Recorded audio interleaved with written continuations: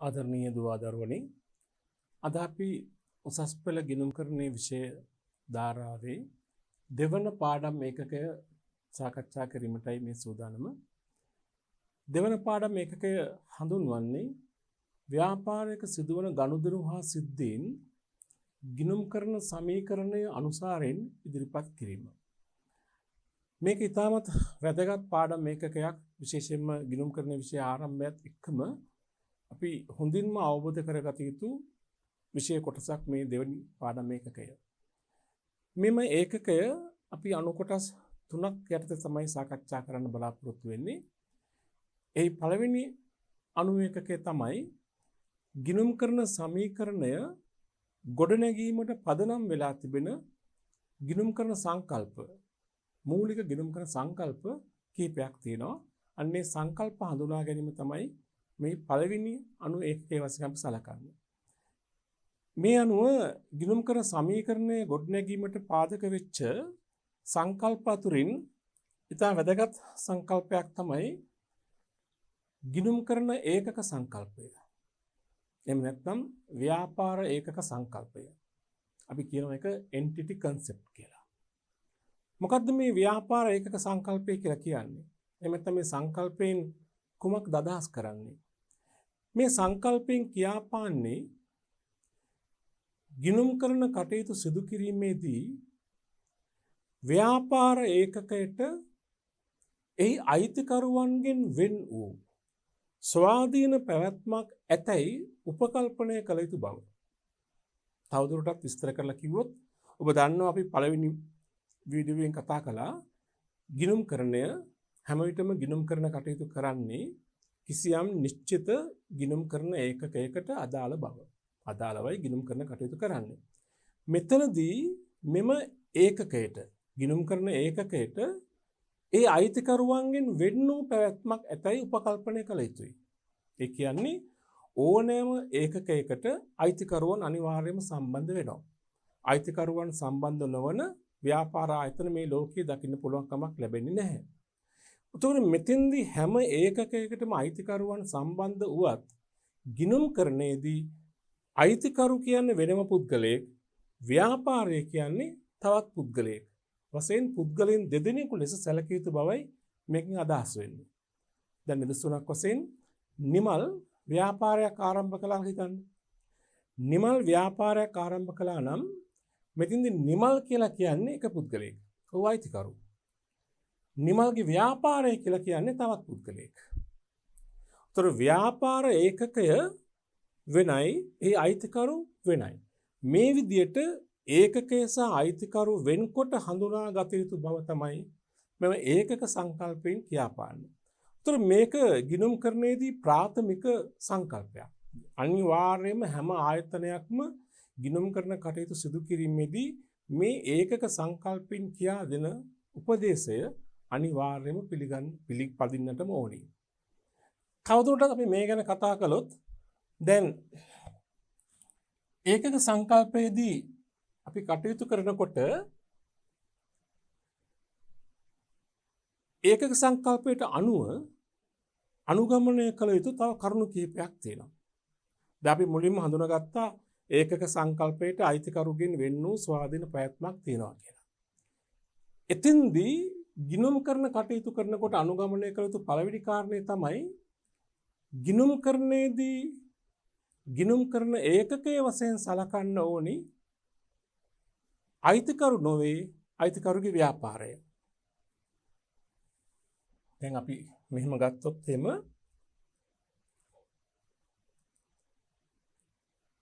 දැන්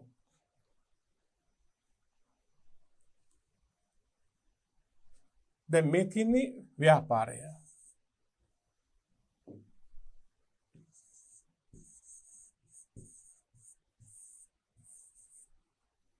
මෙතින් අයිතිකරු.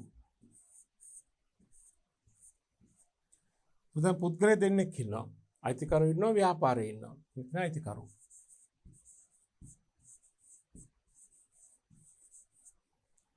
උතර ඒකක සංකල්පයේදී අපිට ප්‍රධාන වශයෙන්ම කියන්නේ මොකක්ද?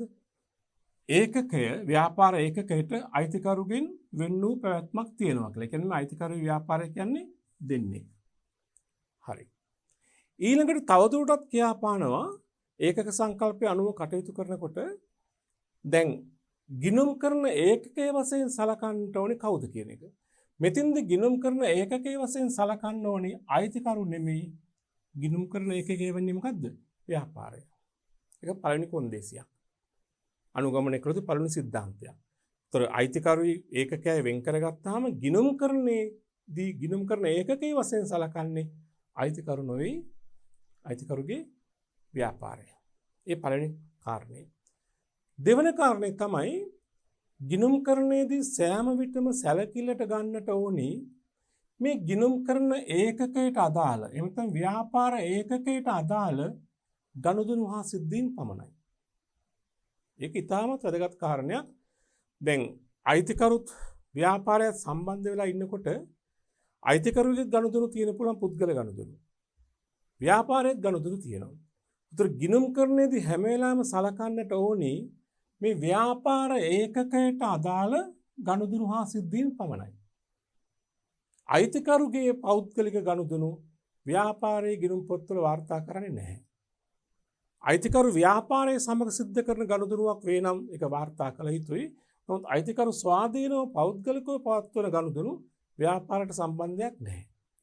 දැන් අපි උදාහරණයක් අරන් බලුවොත් එimhe ව්‍යාපාරය අපිට මුදලට බහන්න විකුණනවා. ඒක ව්‍යාපාර ගනුදෙනුවක්. අනිවාර්යයෙන් ව්‍යාපාර ගිණුම් කරන්නේ සැලකිලට ගන්නවා. ව්‍යාපාරයේ ණයට බඩු විකුණනවා. ඒක ව්‍යාපාර ගනුදෙනුවක්. ඒක ව්‍යාපාරයේ පොත්වල වාර්තා කිරීමක් කරනවා. අයිතිකරු තමන්ගේ පුද්ගලික මුදලින් තමන්ගේ පුද්ගලික පාවිච්චියට වාහනයක් ගන්නවා. ඒක අයිතිකරුගේ ව්‍යාපාරයට සම්බන්ධයක් නැහැ. පුද්ගලික මුදලින් ගන්නේ පුද්ගලික පාවිච්චියට. ඒක අපි සලකන්නේ ව්‍යාපාරයෙන් පරිබාහිර ගනුදෙනුවක්. ඒක ව්‍යාපාරයේ පොත්වල වාර්තා කරන්නේ නැහැ. ඒක ව්‍යාපාර ඒකකයට අදාළත්වයක් නැහැ. ඒකට ගිණුම් කරන්නේදී ව්‍යාපාර ඒකකය අයිතිකරුන්ගේ වෙන්කොට සලකනවා වගේම ගිණුම් කරන්නේදී සෑම විටම ව්‍යාපාර ඒකකයට අදාළ ගනුදෙනුවක් හෝ සිදුවීමක් විතරයි වාර්තා කිරීම කරන්නේ. ඒක ව්‍යාපාර ඒකකයට අදාළත්වයක් නැත්නම් වාර්තා කිරීම නොකළ යුතුයි. දැන් අයිතිකරු හැබැයි ව්‍යාපාරයේ සම්බන්ධයෙන් ගනුදෙනුවක් කළොත් ඒක වාර්තා කරන්න ඕනේ. දැන් උදාහරණයක් වශයෙන් අයිතිකරු ව්‍යාපාරයට සම්පත් යොදවනවා, මුදල් යොදවනවා. ඒක වාර්තා කරනවා. අයිතිකරු තමන්ගේ පෞද්ගලික පාවිච්චියට ව්‍යාපාරයෙන් සම්පත් ඉවත් කරගන්නවා, මුදල් ඉවත් කරගන්නවා. ඒක වාර්තා කරනවා. මොකද එතෙදි ව්යාපාරයට සම්බන්ධකමක් තියෙන නිසා. හරි. ඒ තමයි දෙවෙනි කාරණය. මොකද්ද පළවෙනි කාරණය කිව්වේ? ව්‍යාපාර ඒකකයේ වශයෙන් සලකන්නේ ගිණුම් කරන්නේදී ගිණුම් කරන ඒකකයේ වශයෙන් සලකන්නේ අයිතිකරු නොව ව්‍යාපාරය. දෙක ව්‍යාපාර ඒකකයට අදාළ ගනුදෙනු සිද්ධීන් පමණයි ගිණුම් කරන්නේදී වාර්තා කිරීම කරන්නේ. තුන්වෙනි කාරණය තවත් වැදගත් කාරණයක්. සෑම ගනුදෙනුවකම සිදුවීමකම ප්‍රතිඵල විග්‍රහ කරන්න ඕනි අයිතිකරුගේ පැත්තෙන් බලලා නෙමෙයි ව්‍යාපාරයේ පැත්තෙන් බලලා. ව්‍යාපාර දෘෂ්ටි කෝණයෙන් ඕනෑම ගනුදෙනුවක ප්‍රතිඵලය වාර්තා කරනකොට ඒ ප්‍රතිඵලය දෙස බලන්නට ඕනි ව්‍යාපාර ඒකකයේ දෘෂ්ටි කෝණයෙන්. මොකද මම එහෙම කියන්නේ ව්‍යාපාර ගනුදෙනුවක ප්‍රතිඵල දෙස විවිධ පැති වලින් බලන්න පුළුවන්. ඒ බලන පැත්ත අනුව ප්‍රතිඵලයේ පේන ආකාරය වෙනස්. ඒතර මෙම ඒකක සංකල්පයෙන් අපිට කියා දෙනවා හැම ගනුදෙනුවකම හැම සිදුවීමකම ප්‍රතිඵලය විග්‍රහ කරන්න ඕනි ව්‍යාපාර ඒකකයේ පැත්තෙන් බලලා. ගිණුම් කරන ඒකකයේ පැත්තෙන් බලලා. ගිණුම් කරන ඒකකයේ දෘෂ්ටි කෝණයෙන්ම බලන්නට ඕනි. දැන් නිදසුනක් වශයෙන් අයිතිකරු ව්‍යාපාරයට රුපියල් ලක්ෂයක මුදලක් යොදවනවා. අයිතිකරු රුපියල් ලක්ෂයක් ව්‍යාපාර ඒකකයට යොදවනවා. අපි කියනවා අයිතිකරු යොදවන මුදල අපි කියනවා ප්‍රාග්ධනය කියලා. ඒත් අයිතිකරු ව්‍යාපාරයට රුපියල් ලක්ෂයක ප්‍රාග්ධනයක් යොදවනවා. දැන් ওই ගනුදෙනුව දෙස අපි අයිතිකරුගේ පැත්තෙන් බැලුවොත් මොකද්ද වෙන්නේ? අයිතිකරු රුපියල් ලක්ෂයක් ව්‍යාපාරයට යෙදුවාම අපි මුදල් වලට වෙන බලපෑම හඳුනගමු. මුදල් අයිතිකරුගේ පැත්තෙන් බැලුවොත් අයිතිකරුගේ මුදල් අඩු වුණා. නමුත් අපි බලන්නේ අයිතිකරුගේ පැත්තෙන් නෙමෙයි ව්‍යාපාරයේ පැත්තෙන්. તો ව්‍යාපාරයේ පැත්තෙන් බැලුවම මොකද වෙන්නේ?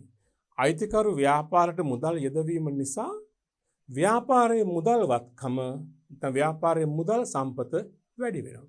අපි ලියන්නේ මුදල් සම්පත වැඩි වුණා කියලා. ඒ වගේම අයිතිකරු යෙදවීම කළ නිසා අයිතිකරුගේ ප්‍රාග්ධනයත් වැඩි වුණා කියලා අපි සලකනවා.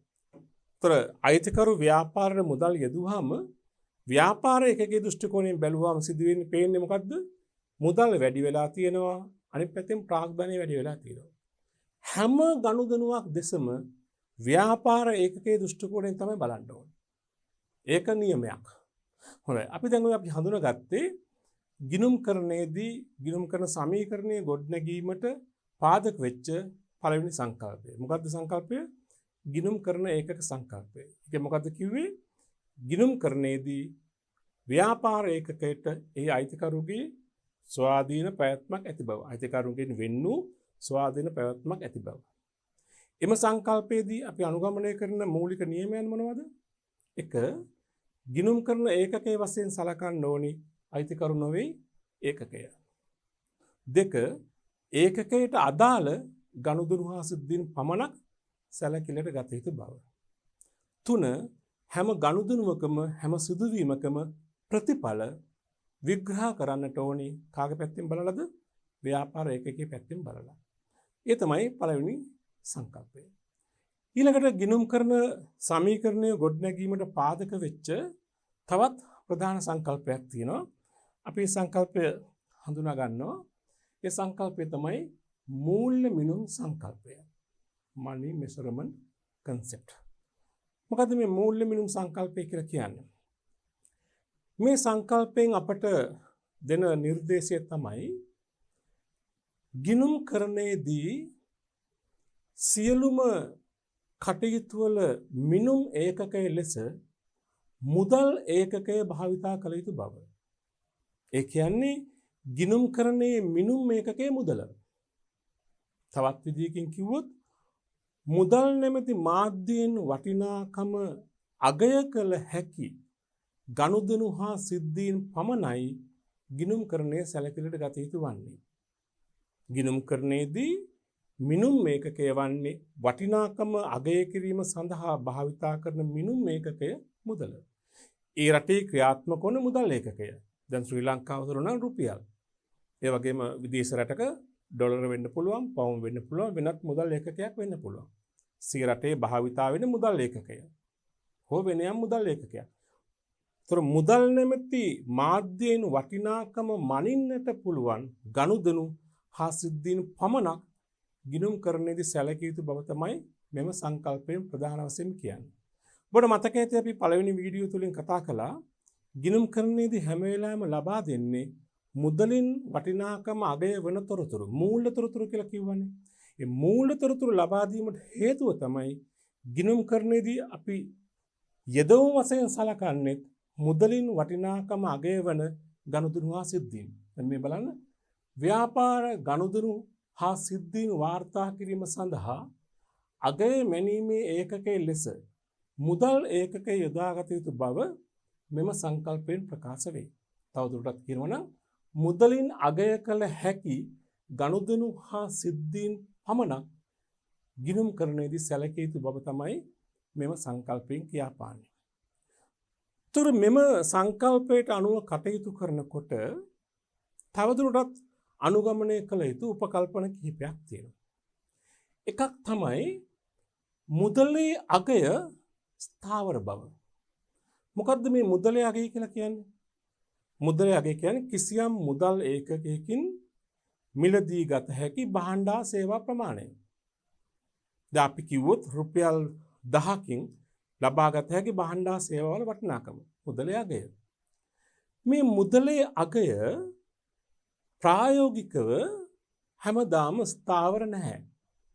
දැන් මීට අවුරුදු 10කින් පෙර, මීට අවසර 10කට පෙර රුපියල් 1000කින් මිලදී ගත්ත භාණ්ඩා සේවා ප්‍රමාණයයි අද දින රුපියල් 1000කින් මිලට ගත හැකි භාණ්ඩා සේවා ප්‍රමාණයයි එක සමාන නැහැ. හේතුව මුදලේ අගය වෙනස් වීම.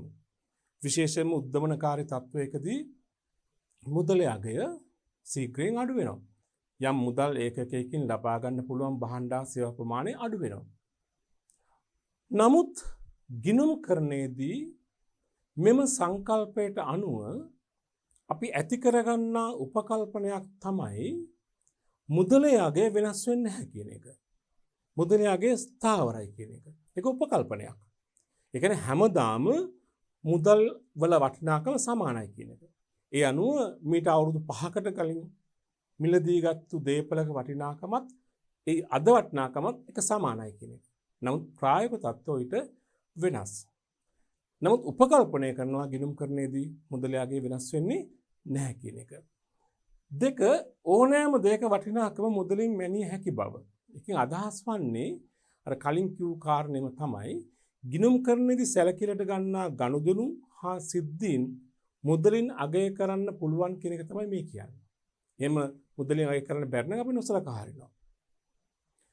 තුන්වෙනි කාරණය ඕනෑම දෙයක් මුදල් බවටත් මුදල් ඕනෑම දෙයක් බවටත් පරිවර්තනය කළ හැකි බව.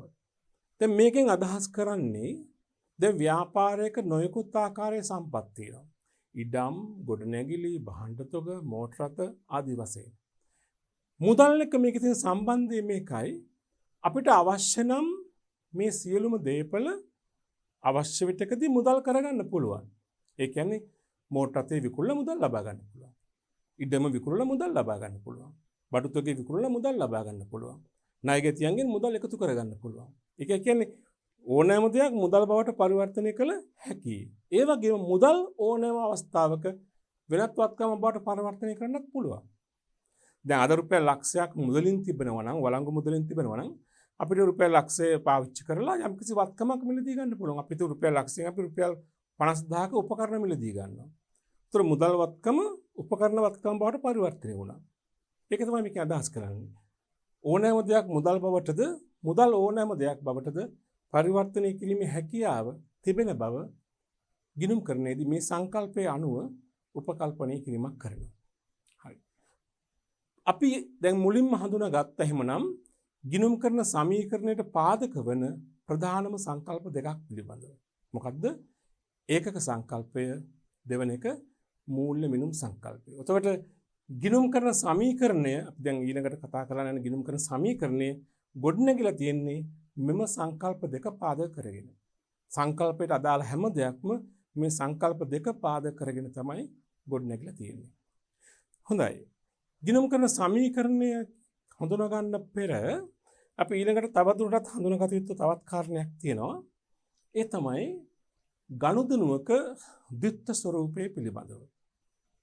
මේක ඉතාම වැදගත්. දැන් අපි කලින් හඳුනාගත්තා හැම ගනුදෙනුවක්ම ව්‍යාපාරයට අදාළ ඒවා පමණක් අපි සැලකිලට ගන්නවා. ව්‍යාපාර ඒකකයේ දෘෂ්ටි කෝණයෙන් බලලා ඒක වාර්තා කිරීම කරනවා. මෙතනදී ව්‍යාපාරයක සිදුවන ඕනෑම ගනුදෙනුවක් හෝ ඕනෑම සිදුවීමක් සලකා බලන විට ඒ හැම ගනුදෙනුවක් නිසාම හැම සිදුවීමක් නිසාම ව්‍යාපාර ඒකකයේ පවතින සම්පත්වලට ඒවායේ හිමිකරුවන්ට පවතින අයිතිවාසිකම් වලට ද්විත්ව බලපෑමක් ඇති බව තේරුම් ගත යුතුයි.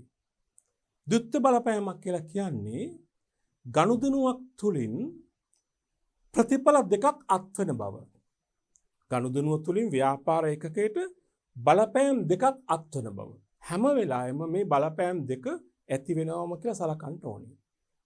දැන් අපි උදාහරණයක් වශයෙන් කිව්වොත් අයිතිකරු මුදලින් ප්‍රාර්ථන යෙදුවා රුපියල් 50000යි. දැන් මේ ව්‍යාපාර ඒකකයේ පැත්තෙන් බැලුවාම මේ ගනුදෙනුව නිසා බලපෑම් දෙකක් ඇති වෙනවා. මොකක්ද? එකක් තමයි අයිතිකරු ව්‍යාපාරයට මුදල් යෙදුවාම ව්‍යාපාරයේ පවතින මුදල් සම්පත නැත්තම් මුදල් වත්කම ඉහළ යාමක් සිදු වෙනවා. අපි කියනවා මුදල් වත්කම රුපියල් 50000කින් වැඩි වෙනවා. ඒක බලපෑමක්. අනික් අතින් අයිතිකරුනේ මේ ව්‍යාපාරයට මුදල් යෙදවීම කළේ. ඒතර අයිතිකරු ව්‍යාපාරයට මුදල් යෙදුවාම ඒ වටිනාකමට සරලන ආකාරයට අයිතිකරුට ව්‍යාපාරයේ සම්බන්ධයෙන් තිබෙන හිමිකම වැඩිවීමක් සිද්ධ වෙනවා. ඔහුගේ ප්‍රාග්ධනය වැඩිවීමක් සිද්ධ වෙනවා. එතකොට අයිතිකරු මුදලින් ප්‍රාග්ධන යෙදුවහම මුදල් වැඩිවීමක් සිදු වෙනවා. අනිත් ප්‍රතිඵලය ප්‍රාග්ධනය නැමැති හිමිකම වැඩිවීමක් සිද්ධ වෙනවා. අන්න ද්විත්ව බලපෑම, ද්විත්ව ප්‍රතිඵලය. තව උදාහරණයක් බලන්න. ව්‍යාපාරයේ භාණ්ඩ තොග මුදලට ගන්නවා රුපියල් 10000යි. ව්‍යාපාරයේ රුපියල් 10000ක භාණ්ඩතක මුදලට ගත්තාම සිදුවෙන ප්‍රතිඵල දෙක මොකක්ද? එකක් තමයි මුදල් රුපියල් 10000කින් අඩු වෙනවා. මුදල් කියන වත්කම 10000කින් අඩු වෙනවා. අනෙක් ප්‍රතිඵලය භාණ්ඩ තොගය කියන වත්කම 10000කින් ඉහළ යනවා. මුදල් අඩු වෙනවා, බඩු තොගය වැඩි වෙනවා. ඒක ද්විත්ව බලපෑම. තව උදාහරණයක් බලන්න. භාණ්ඩ තොගය ණයට ගත්තා රුපියල් 20000යි. ව්‍යාපාරය සැපයීම් කරුවන්ගෙන් නැත්නම් නහිමියන්ගෙන් රුපියල් 20000ක භාණ්ඩ තොග ණයට ගන්නවා. දැන් මේ ගනුදෙනුවේ ප්‍රතිඵලය ව්‍යාපාරයේ පැත්තෙන් බැලුවොත් ඒ ද්විත්ව බලපෑම මොකද්ද? භාණ්ඩ ණයට ගැනීම සිදු කළාම ව්‍යාපාරයේ භාණ්ඩ තොගය කියන වත්කම වැඩි වෙනවා. අනිත් පැත්තෙන් අපි ණයටනේ ගත්තේ පසුව මුදල් ගෙවන්න ගත්තේ. ණයට ගන්නවා කියන්නේ පසුව මුදල් ගෙවීමේ එකඟතාවය මත භාණ්ඩ ලබා ගැනීම. එතකොට 20000කින් භාණ්ඩ තොග වත්කම ඉහළ ගිය අතර අනිත් පැත්තේ නහිමියාට ගෙවන්න බැඳීමක් ඇති වෙනවා. කියන වගකීමක්. ඒ ව්‍යාපාරයේ නහිමි කියන වගකීම නහිමියෝ 20000කින් වැඩි වෙනවා. එතකොට භාණ්ඩ තොග ණයට ගත්තාම තොග වැඩි වෙනවා 20000කින්, නහිමිය වැඩි වෙනවා 20000කින්. අන්න ද්විත්ව බලපෑම. තව උදාහරණයක් බලන්න. බැංකු ණයක් ලබා ගත්තා රුපියල් 40000යි. දැන් ව්‍යාපාර කරගෙන යනකොට ව්‍යාපාර මුදල් අවශ්‍යතාවය මත බැංකු වලින් වෙනත් මූල්‍ය සමාගම් වලින් විටිවිර ණයට ගන්නවා. ඒතර ව්‍යාපාරයේ බැංකුවකින් රුපියල් 40000ක් ණයට ගත්තොත් අත්තුන ද්විත්ව බලපෑම මොකක්ද? එක පැත්තකින් ව්‍යාපාරයේ මුදල් වත්කම වැඩි වෙනවා. අනික් පැත්තෙන් ව්‍යාපාරයේ බැංකුවට ණයක් ගෙවන්න බැඳීමක් ඇති වෙනවා. වගකීමක් ඇති වෙනවා.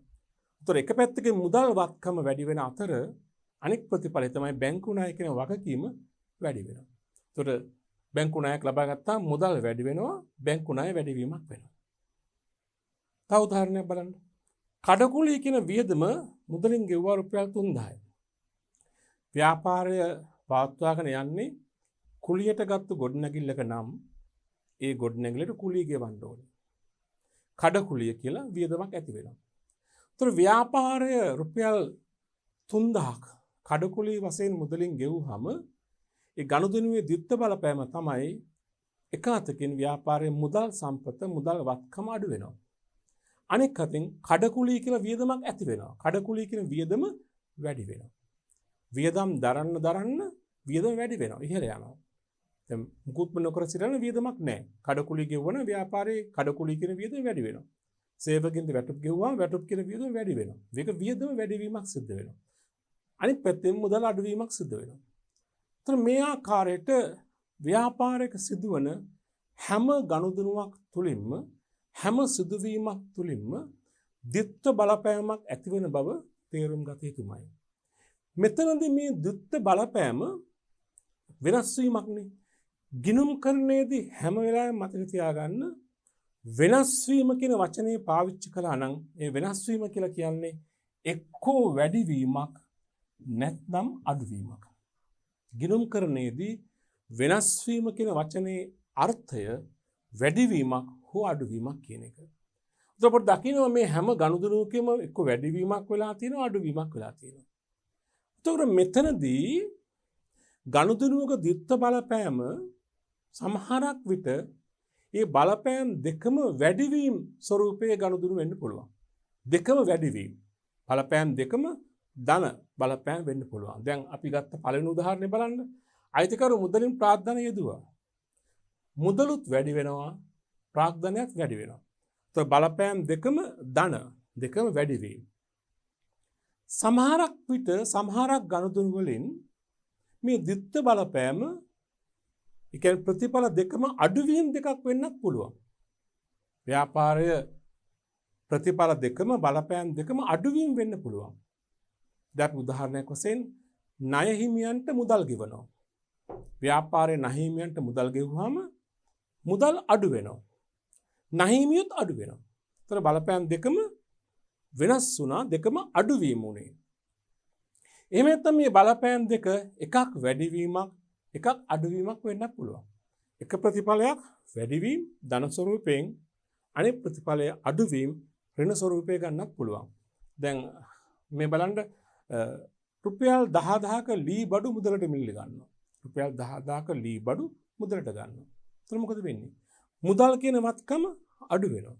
ලීබඩු කියන වත්කම වැඩි වෙනවා. භාණ්ඩ තොග මුදලට ගන්නවා. තොග වත්කම වැඩි වෙනවා. මුදල් වත්කම අඩු වෙනවා. එතකොට එකක් වැඩි වෙනවා එකක් අඩු වෙනවා. එතකොට තේරුම් ගත යුත්තේ මෙච්චරයි. හැම ගනුදෙනුවක් හෝ සිදුවීමක් නිසාම ද්විත්ව බලපෑමක් ඇති වෙනවා. ඒ කියන්නේ වෙනස් වීම දෙකක් ඇති වෙනවා. ඒ වෙනස් වීම දෙකම ධන වෙන්න පුළුවන්. දෙකම ඍණ වෙන්න පුළුවන්. එකක් ධන වෙලා එකක් ඍණ වෙන්න පුළුවන්. මේ තමයි ගනුදෙනුවක ද්විත්ව බලපෑම. අපි දැන් මේ ගිණුම් කරන සමීකරණ පාඩම ඉදිරියට යනකොට විවිධ ගනුදෙනු වලින් ව්‍යාපාරයට ඇති කරන බලපෑම කොයි ආකාරයකද කියලා, කෙබඳුද කියලා අපි අභ්‍යාස ගණනාවකින් ඉදිරියට සාකච්ඡා කිරීම කරනවා. දැන් මේ කතා කළේ මූලික නිදර්ශනයක් පමණයි. උතර මා කිව්වා ගිණුම් කරන සමීකරණය ඇසුරින් ව්‍යාපාර ගනුදෙනු වල බලපෑම හඳුනා ගන්න කලින් අපි ඉගෙන ගන්න ඕනේ කරුණු දෙකක් තියෙනවා. එකක් ගිණුම් කරන සමීකරණයට පාදක වෙච්ච සංකල්ප හඳුනා ගන්න ඕනේ. අපි හඳුනාගත්තා සංකල්ප. ඊළඟට අපි හඳුනා ගන්න ඕනේ ගිණුම් කරන සමීකරණයට පාදක වන මූලිකාංග. ඒ කියන්නේ ගිණුම් කරන සමීකරණයට අදාළ වන ගිණුම් කරන මූලිකාංග. ප්‍රධාන වශයෙන්ම ගිණුම් කරන මූලිකාංග පහක් තියෙනවා. වත්කම්, වගකීම්, හිමිකම්, ආදායම්, වියදම්. මේ පහ ඉතාමත් වැදගත්. ගිණුම් කරන්නේදී සියලුම දේවල් මේ මූලිකාංග පහයට තමයි වාර්තා කරන්නේ. ව්‍යාපාරයක සිදුවන ඕනෑම ගනුදෙනුවක්, ඕනෑම සිදුවීමක් මේ මූලිකාංග පහට අදාළයි. මේ පහ යටතේ තමයි අපි ගොනු කරන්නේ, වාර්තා කිරීම කරන්නේ, ලඝු කිරීම කරන්නේ. මේ සමීකරණයට පාදක වෙලා තිබෙන මේ මූලිකාංග පහ මුලින්ම අපි හඳුනා ගන්න ඕනේ. මොකද්ද වත්කමක් කියන්නේ? මොකද්ද වගකීමක් කියන්නේ? මොකද්ද හිමිකමක් කියන්නේ? මොකද්ද ආදායමක් කියන්නේ? මොකද්ද වියදමක් කියන්නේ කියන එක අපි මුල සිටම හරියටම හඳුනා ගැනීම කරන්නට ඕනේ. අපි යනු ඉස්සල්ලාම හඳුනගමු වත්කම් කියන පදේ තේරුම. වත්කම් assets. මොකද්ද වත්කමක් කියලා කියන්නේ? ව්‍යාපාරයක් පවත්වාගෙන යාමේදී නොයෙකුත් ආකාරයේ සම්පත් ව්‍යාපාරයට අවශ්‍ය වෙනවා. ව්‍යාපාරයක් කරගෙන යාමට මුදල් අවශ්‍ය වෙනවා. ගොඩනැගිලි අවශ්‍ය වෙනවා. උපකරණ අවශ්‍ය වෙනවා. යන්ත්‍ර සූත්‍ර අවශ්‍ය වෙනවා. භාණ්ඩ තොග අවශ්‍ය වෙනවා. මේ ආකාරයේ විවිධ ආර්ථික සම්පත් ව්‍යාපාරයකට අවශ්‍ය වෙනවා. බොහොම කෙටියෙන් කිව්වොත් ව්‍යාපාරයක වත්කමක් කියන්නේ මොකද්ද කියන එක සරලව හැඳින්වුවොත් ව්‍යාපාර ආයතනයක් සතු සියලුම ආර්ථික සම්පත්. ව්‍යාපාර ආයතනයක් සතු සියලුම ආර්ථික සම්පත් ඔබට වත්කම් වශයෙන් හඳුන්වන්න පුළුවන්. මම මේ වත්කම් සම්බන්ධයෙන් තිබෙන සරල හැඳින්වීම ඔය කිව්වේ. ඊළඟට ඒකේ තියෙන ගැඹුරු අදහස, ගැඹුරු හැඳින්වීම අපි දෙවනුව හඳුනගමු. තොර අපි වත්කම් වල උදාහරණ වශයෙන් ගත්තොත් ඉඩම්, ගොඩනැගිලි, යන්ත්‍ර සූත්‍ර, මෝටර රථ, භාණ්ඩ තොග, මුදල්, ණයගැතියන්ගෙන් අය විය යුතු මුදල්, මේ සියල්ල වත්කම්සේ හඳුන්වන්නට පුළුවන්.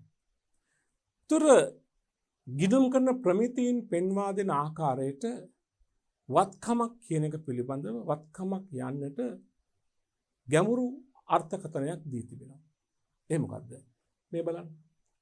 වත්කමක් යනු අතීත ගනුදෙනුවක ප්‍රතිඵලයක් ලෙස වර්තමානයේ ආයතනයේ විසින් පාලනය කරනු ලබන සම්පත්. අතීත ගනුදෙනුවක ප්‍රතිඵලයක් ලෙස වර්තමානයේ ව්‍යාපාරය විසින් පාලනය කරනු ලබන සම්පත්. එම සම්පත තුලින් අනාගත ආර්ථික ප්‍රතිලාභ ව්‍යාපාරය තුලට ගලා ඇතැයි අපේක්ෂා කෙරේ. දැන් මේ නිර්වචනයේ ගැබ් වෙලා තියෙන කරුණු එකින් එක පොඩ්ඩක් හඳුනා ගැනීමක් කරමු. මෙම නිර්වචනයට අනුව වත්කමක තිබිය යුතු ප්‍රධාන ලක්ෂණ කිහිපයක් තියෙනවා. ඒ ලක්ෂණ ටික වෙනම හඳුනාගත්තාම අර නිර්වචනය තේරුම් ගන්න පහසුයි. මම කිව්වා වත්කම සම්බන්ධයෙන් සරල නිර්වචනය මම මුලින්ම කිව්වා. සරල අදහස. මොකද්ද? ව්‍යාපාර ආයතනයක් සතු ආර්ථික සම්පත්. නමුත් ඒ ගිණුම් කරන ප්‍රමිතීන්ට අනුව අර්ථකථනය කිරීමේදී ඊට ටිකක් ගැඹුරට යනවා. එතනදී වත්කමක් වන්න නම් ඒ වත්කම තුළ තිබිය යුතුයි සැලකෙන මූලික ලක්ෂණ කිහිපයක් තියෙනවා. අපි ලක්ෂණ මොනවද කියන එක එකින් එක බලමු. පළවෙනි ලක්ෂණය තමයි ඒ අතීත ගනුදෙනුවක ප්‍රතිඵලයක් වෙන්න ඕනේ. අතීතය කියලා අදහස් කරන්නේ වර්තමානයේ පෙර අවධිය. ඒකෙන් කියවෙන්නේ වත්කමක් වශයෙන් සලකන ඕනෑම දෙයක් ගනුදෙනුවක් නිසා ඇති වූ ප්‍රතිඵලයක් වෙන්න ඕනේ. දැන් බලන්න. අපි වත්කම් වලට ගත්ත උදාහරණ බලන්න. භාණ්ඩ තොග. භාණ්ඩ ව්‍යාපාරයේ සතුව තිබෙන භාණ්ඩ තොගේ වත්කමක්නේ. ඒ භාණ්ඩ තොග ඇති වුණේ කොහොමද? ව්‍යාපාරයේ භාණ්ඩ මිලට ගැනීම කියන ගනුදෙනුවේ ප්‍රතිඵලයක්. අතීත ගනුදෙනුවක ප්‍රතිඵලයක් දැනටමත් සිදු වෙලා අවසන් වෙච්ච ගනුදෙනුවක්. දැන් ව්‍යාපාර ඉඩම් ගොඩනැගිලි අපි කියන වත්කම් කියලා. ඒ වාවේ කොහොමද? ව්‍යාපාර ඉඩමක් හෝ ගොඩනැගිල්ලක් මිලට ගැනීම කියන ගනුදෙනුවක ප්‍රතිඵලයක්. ඒතර ව්‍යාපාර යන්ත්‍ර තියෙනවා. ඒක වත්කම. ඒක ආවේ කොහොමද? යන්ත්‍රයක් මිලදී ගත්තු නිසානේ යන්ත්‍ර කියන වත්කම තියෙන්නේ. කියන්නේ අතීත ගනුදෙනුවක්. යන්ත්‍ර මිලදී ගැනීම අතීතයේ වෙච්ච දෙයක්. ඒක ප්‍රතිඵලය තමයි වත්කම. උතර ව්‍යාපාරික වත්කමක් වන්න නම් ඒ නිරන්තරයෙන්ම දැනටමත් සිදු වී අවසන් ගනුදෙනුවක ප්‍රතිඵලයක්. ඒක වඩාත් තේරුම් ගන්න අනාගත ගනුදෙනුවක් නෙවෙයි. ලබන අවුරුද්දේදී ව්‍යාපාරයේ ඉඩමක් මිලදී ගන්න අපේක්ෂාවෙන් ඉන්නවා නම් ඒක දැනට ව්‍යාපාරයේ වත්කමක් වන්නේ නැහැ. හේතුව ගනුදෙනුව තාම සිදු වී අවසන් නැති නිසා. හැම වෙලාවෙම වත්කමක් වශයෙන් සලකන දෙයක් නම් ඒ සම්පත අතීත ගනුදෙනුවක ප්‍රතිඵලයක් වේ යුතුයි. ඒකයි එකකින් අදහස් කරන්නේ. දෙක ව්‍යාපාරයේ විසින් පාලනය කරනු ලබන සම්පතක් වීම. මේකත් ඉතා වැදගත් කාරණයක්. අපි වත්කම් වශයෙන් සලකන දෑ ව්‍යාපාරයේ විසින් පාලනය කිරීමක් කරන්න ඕනේ.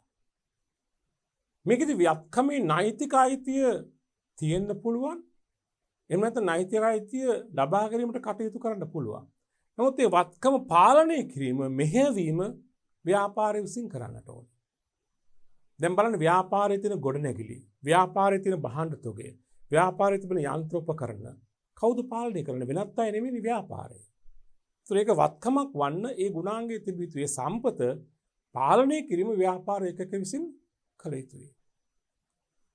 තුන්වෙනි එක අනාගත ආර්ථික ප්‍රතිලාභ ගලා එමේ භාවිතාවයක් තිබීම.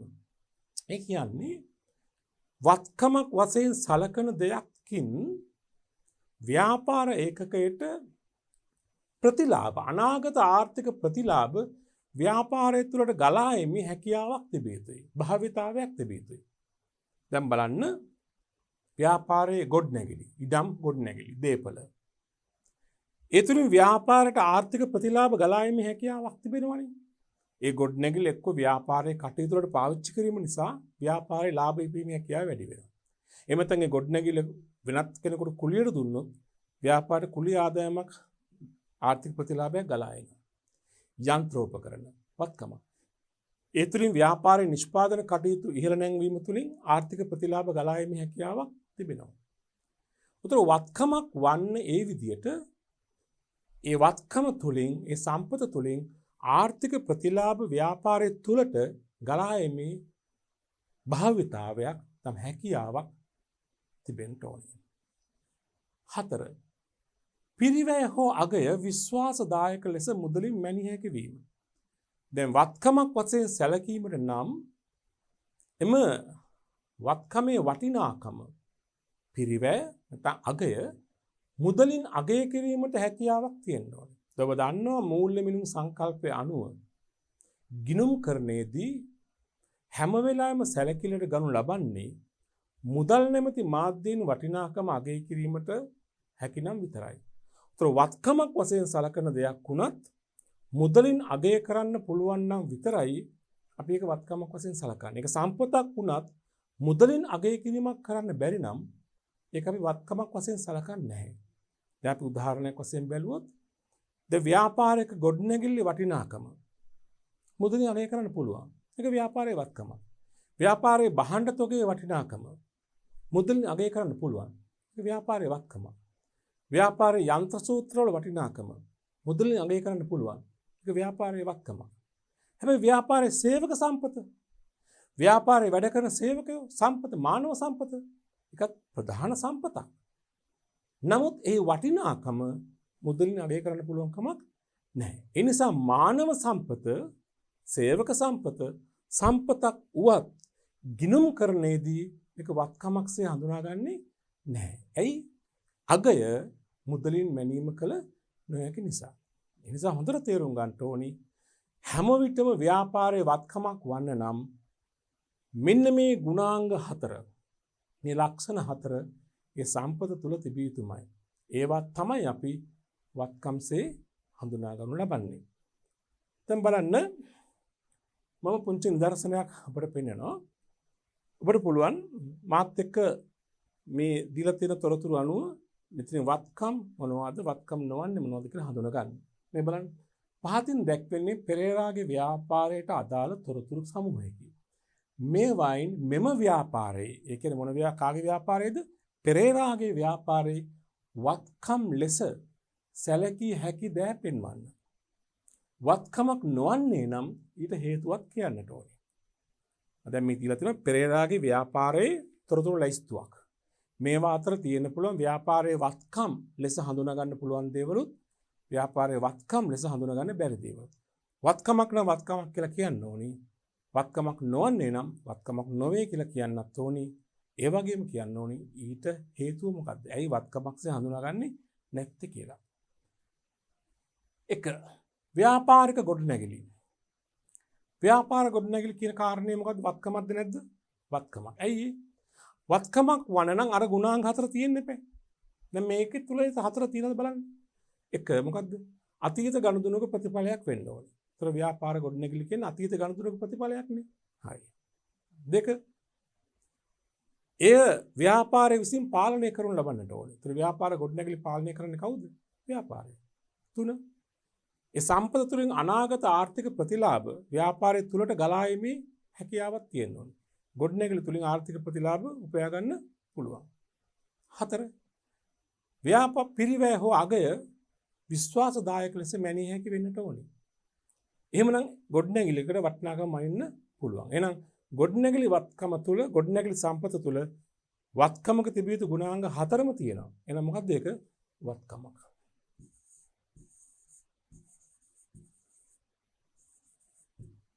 වත්කමකි. දෙක කුලියටගත් ගොඩනැගිලි. ව්‍යාපාරය කරගෙන යාම සඳහා කුලියට ගොඩනැගිල්ලක් ගන්නවා. හරි. දැන් බලමු මේක වත්කමක්ද නැද්ද? හරි සරලයි. අර ගුණාංග 4ම තිබුණොත් තමයි වත්කමක් වෙන්නේ. ඒ ගුණාංග 4 එකක්, දෙකක් හෝ තුනක් තිබුණාට හරියන්නේ නැහැ. 4ම තියෙන්න ඕනේ. බලන්න කුලියට ගත්ත ගොඩනැගිලි තුල අර ගුණාංග 4ම තියනවාද? 1. අතීත ගනුදෙනුක ප්‍රතිඵලයක් වීම. හරිනේ. කුලියට ගත්ත ගොඩනැගිලි අතීත ගනුදෙනුක ප්‍රතිඵලයක්. හරි. කිවිසුමක් අත්සන් කරලා කුලී හිමියාස ගොඩනැගිලි හිමියාස සමග අපි එයා ගොඩනැගිලි පවර ගන්නවා කුලියට. හරි. ඒක තියෙනවා. 2. ව්‍යාපාරය විසින් පාලනය කිරීම. කුලියට ගත්ත ගොඩනැගිලි අපි කුලියට හිටියට මේ ගොඩනැගිලි පාලනය තියෙන්නේ ගොඩනැගිලි සැබෑ අයිතිකරුවාට. එයා තමයි මේක පාලනය කරන්නේ. අපි කරන්නේ ව්‍යාපාරේ පවත්වාගෙන යාම විතරයි. මේ ගොඩනැගිල්ල දිගටම අපිට ව්‍යාපාර කටයුතු දෙනවද? නැත්නම් විකිණීම කරනවද? මේක අලුත් වැඩියාව නවීකරණයන් ඔක්කොම කරන්නේ කවුද? ගොඩනැගිල්ල අයිතිකරු. කුලියට ඉන්න කෙනා නෙවෙයි. කුලියට ඉන්න කෙනා කරන්නේ මොකද්ද? කුලියක් ගෙවීම පමණයි. මාසික හෝ වාර්ෂිකව කුලිය ගෙවනවා. එහෙනම් වත්කමක තිබිය යුතු දෙවෙනි ගුණාංගය මෙතන තියෙනවද? නැහැ. එහෙනම් අනිත් ගුණාංග තිබුණත් වැඩක් නැහැ. එකක් දැන් නැහැ නේ. එහෙනම් මේක මොකද්ද? වත්කමක් නොවේ.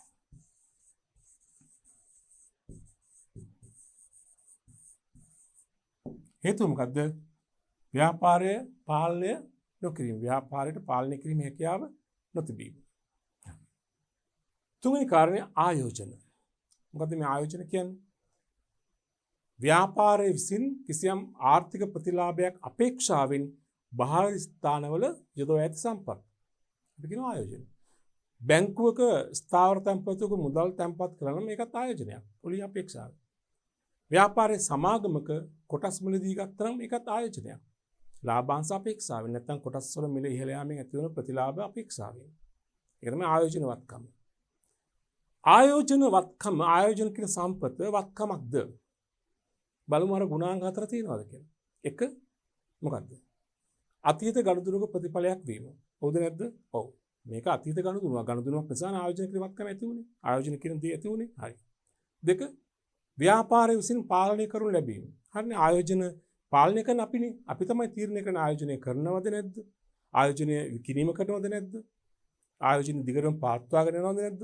අපි තීරණය කරන්නේ. අපි කියන්නේ ව්‍යාපාරය. එහෙනම් දෙවෙනි ගුණාංගය තියෙනවා.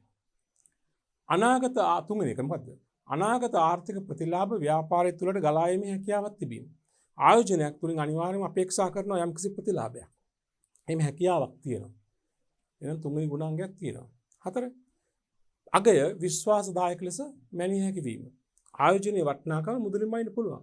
බැංකුවේ තියෙන මුදල, ස්ථාවර සම්පත්වක තියෙන මුදල මුදලින් අගය කළ හැකියි. සමාගම් වල ගත්ත කොටස් වල වටිනාකම මුදලින් මැනීම කළ හැකියි. එහෙනම් මොකක්ද ඒක? වත්කමක තිබිය යුතු ගුණාංග හතරම මෙහි අඩංගුයි. එහෙනම් මොකද්ද? මේක වත්කමක.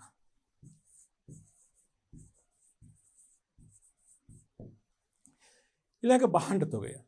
මොකද්ද මේ භාණ්ඩ තොගය කියන්නේ? ව්‍යාපාරයක් විසින් නැවත විකුණා ලාභ ලැබීමේ චේතනාව ඇතිව මිලදීගෙන ඇති ද්‍රව්‍ය. විකුණන්න තිබෙන භාණ්ඩ, විකුණන්න තිබෙන ද්‍රව්‍ය අපි කියන භාණ්ඩ තොගය. එතකොට මේක වත්කමක්ද? බලන්න අර ගුණාංග හතර. 1. අතීත ගනුදෙනුක ප්‍රතිඵලයක් වීම. හවුද නැද්ද? ඔව්. භාණ්ඩ තොගය ඇති උනේ භාණ්ඩ මිලට ගැනීම නිසා. 2. ව්‍යාපාරය විසින් පාලනය කරනු ලැබීම. හවුද නැද්ද? ඔව්. භාණ්ඩ තොගය පාලනය කරන අපි ව්‍යාපාරය. ඒක විකුණනවද නැද්ද? කීයට විකුණනවද නැද්ද? තව ළඟ දබා ගන්නවද නැද්ද? ණයට විකුණනවද? මුදලට විකුණනවද නැද්ද? ඔක්කොම තීරණය කරන අපි ව්‍යාපාරය. එහෙනම් ව්යාපාරය තමයි පාලනය කරන්නේ. 3. අනාගත ආර්ථික ප්‍රතිලාභ ව්‍යාපාරය තුළට ගලා යීමේ බහුවිතාවයක් තිබීම. භාණ්ඩ තොගය විකිණීමෙන් අපිට ලාභයක් උපයා ගැනීමේ හැකියාවක් තියෙනවා. එහෙනම් මේ ගුණාංගයක් තියෙනවා. 4. අගය දැන් පිරිවැය අගය විශ්වාසදායක ලෙස මුදලින් මැනිය හැකි වීම. භාණ්ඩ තොගයේ වටිනාකම මුදලින්ම ඉන්න පුළුවන්. එහෙනම් මොකක්ද ඒක? වත්කමක තිබූ ගුණාංග හතරම තොගයටත් තියෙනවා. එහෙනම් මොකක්ද ඒක? වත්කමක.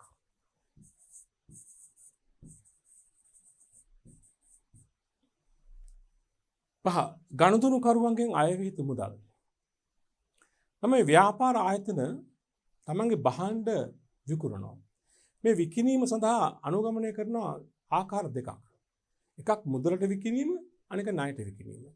මුදලට විකිණීමක් කියන්නේ ඒ අවස්ථාවේදීම ගනුදෙනු සිදු වූ අවස්ථාවේදීම මුදල් ව්‍යාපාරය තුළට ගලා එනවා නම් ඒක අත්පිට විකිණීමක්. අත්පිට විකුණුම කියලා අපි කියනවා. 2 ණයට විකිණීම. ණයට විකිණීම කියන්නේ භාණ්ඩ විකිණීම අද සිදු වුවත් භාණ්ඩ වල අයිතිය අද පවරා දුන්නත් ඒ සඳහා මුදල් අපිට ලැබෙන්නේ පසුව. එහෙමනම් ඒක අපි කියන ණයට විකිණීමක්. ණයට විකිණීමේදී ඒ ගනුදෙනු කරුවන්ගෙන් අපට අය විය යුතු මුදල් අපි ගිණුම් කරන්නේදී ඒකට පාරිභාෂික වචනයක් භාවිතා කරනවා ණය ගැතියෝ කියලා. ණය ගැතියෝ. ඒතර ගනුදෙනු කරුවන්ගෙන් අපට අය විය යුතු මුදල් දැන් ණය ගැතියෝ කියන සම්පත වත්කමද නැද්ද? ණය ගැතියෝ ගනුදෙනු කරුවන්ගෙන් අය විය යුතු මුදල. ණය ගැතියා කියන පුද්ගල නෙමෙයි. එයාගෙන් අපිට එන්න තියෙන මුදල. දැන් රුපියල් සිල්වාට රුපියල් 10000ක භාණ්ඩ වික්කා. ණය ගැතියා කියලා අපි සලකන්නේ සිල්වාව නෙමෙයි. සිල්වා තමයි පුද්ගලයා. එයාගෙන් අපට අය විය යුතු මුදල. ඒක වත්කමද නැද්ද? අර ගුණාංග බලන්න. අතීත ගනුදෙනුක ප්‍රතිඵලයක් වීම. ඔව්නේ. මේක අතීතයේ වෙච්ච ගනුදෙනුවක්. 2. ව්‍යාපාරය විසින් පාලනය කරනු ලැබීම. මේ ණයගැතියන්ගේ මුදල් අය කර ගැනීම කරන්නේ ව්‍යාපාරය. ව්‍යාපාරය තමයි දැන් මුදල් ගෙවන්න. මාසෙකින් මුදල් ගෙවන්න. මාස දෙකකින් මුදල් ගෙවන්න. මේ ව්‍යාපාරය තමයි පාලනය කිරීම කරන්නේ. 3. අනාගත ආර්ථික ප්‍රතිලාභ ගලා යීමේ හැකියාවක් තිබීම. ණයගැතියන් අපිට අනාගතේ මුදල් ලැබීමක් ව්‍යාපාරය තුළ තියෙනවා. ප්‍රතිලාභයක් ඉන්න තියෙනවානේ. හරි. මේ ණය ලැබෙන මුදල තුළ අපේ ලාභයත් අන්තර්ගත වෙනවා. 4. අගය විශ්වාසදායක ලෙස මැනිය හැකි වීම. ගනුදෙනු කරුවන්ගේ අය විය යුතු මුදල රුපියල් වලින් කියන්න පුළුවන්. රුපියල් 10000, රුපියල් ලක්ෂය ආදී වශයෙන්. එහෙනම් වත්කමක තිබිය යුතු ගුණාංග හතර මෙතන තියෙනවා. එහෙනම් මොකද්ද මේක? වත්කමක්.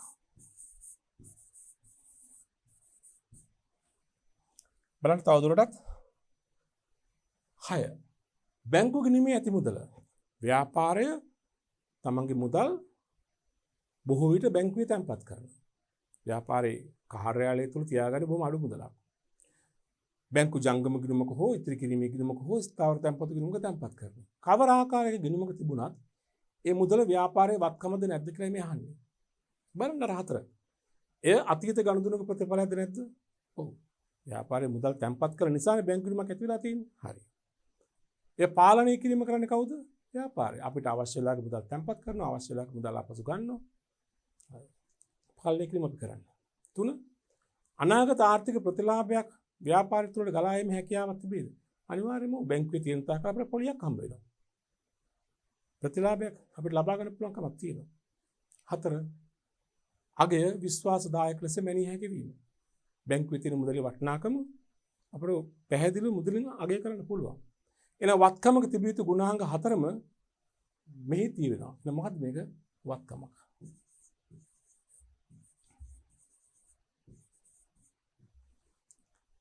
අතැති මුදල්. අතැති මුදල් කියන්නේ cash in hand, අත ඉතිරි මුදල්. යම් අවස්ථාවක ව්‍යාපාරික කාර්යාලය තුල මුදල් සේප්පේ හෝ කාර්යාලයේ වෙන මුදල් ප්‍රමාණය අතැති මුදල්.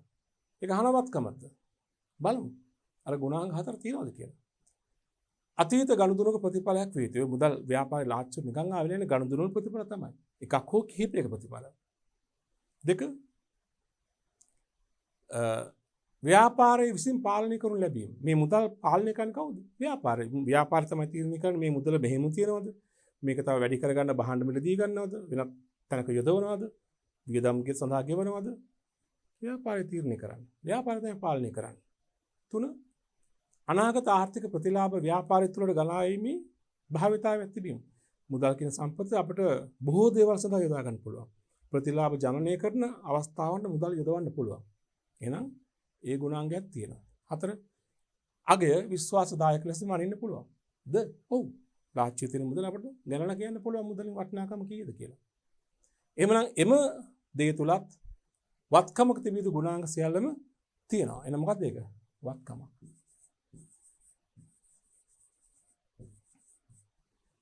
දෙක. ඊළඟ 8වෙනි එක පෙරේරා වහන්තුලකන අයිතිකරුගේ බැංකු ගිණීමේ තිබෙන ශේෂය. පෙරේරා කියන අයිතිකරුගේ බැංකු ගිණීමේ පුද්ගලික ගිණීමේ තියෙන ශේෂය වත්කමද නැද්ද? ඇයි? වත්කමක් නෙවෙයි. ඇයි ඒ? අපි කිව්වා ඒකක සංකල්පය අනුව අයිතිකරුවේ ව්‍යාපාරය සහ ඒ අයිතිකරු කියන්නේ දෙන්නෙක්.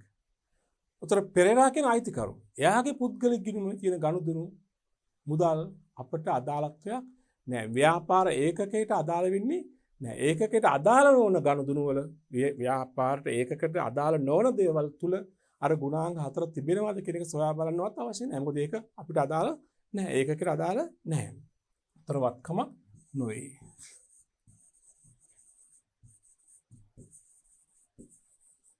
මොකද හේතුව? ව්‍යාපාර ඒකකයට අදාළ නොවීම. ඒක අදාළ නෑ. ඒකකින් පිටස්තර දෙයක්. ඊළඟ කාරණේ ව්‍යාපාරයේ ස්ථිර සේවක පිරිස. ව්‍යාපාරයේ වැඩ කරන ස්ථිර සේවක පිරිස. අපි අහන්නේ මේක වත්කමක්ද නැද්ද කියලා. මොකද කියන්නේ? බලමු අර ගුණාංග 4 තියෙනවද කියලා. 1. අතීත ගනුදෙනුක ප්‍රතිඵලයක්. එහෙම කියමුකෝ. සේවකයන් බඳවගත්තු නිසා සේවකයා ආවේ. හරි. 2. ව්‍යාපාරයේ විසින් පාලනය කරනු ලැබීම. එකක් තියෙනවනේ. සේවකයන් සම්බන්ධ පරිපාලන තීරණ ගන්නේ කවුද? ව්‍යාපාරය. 3. අනාගත ආර්ථික ප්‍රතිලාභ ව්‍යාපාරය තුළට ගලා යෑමේ භාවිතාවයක් තිබීම. සේවකයන් ආයතනය වෙනුවෙන් වැඩ කරනවා. ඒගොල්ලෝ නිෂ්පාදන කටයුතු වල දායක වෙනවා. ලාභ ඉක්මීමේ කටයුතු වල දායක වෙනවා. ඒගොල්ලන්ගේ ප්‍රතිලාභ ව්‍යාපාරයට මුදලින් ගලා එනවා. ඒකක් තියෙනවා. 4. අගය විශ්වාසදායක ලෙස මැනිය හැකි වීම. අන්න ඒක ප්‍රශ්නයක්. සේවකයන්ගේ වටිනාකම් මුදලින් මනින්න බෑ. ඒ නිසා අර කාරණා තුනම අඩංගු තිබුණත් 4 වෙනි සාධකය මෙහි නැහැ. එහෙනම් මේක වත්කමද නැද්ද? වත්කමක් නොවේ.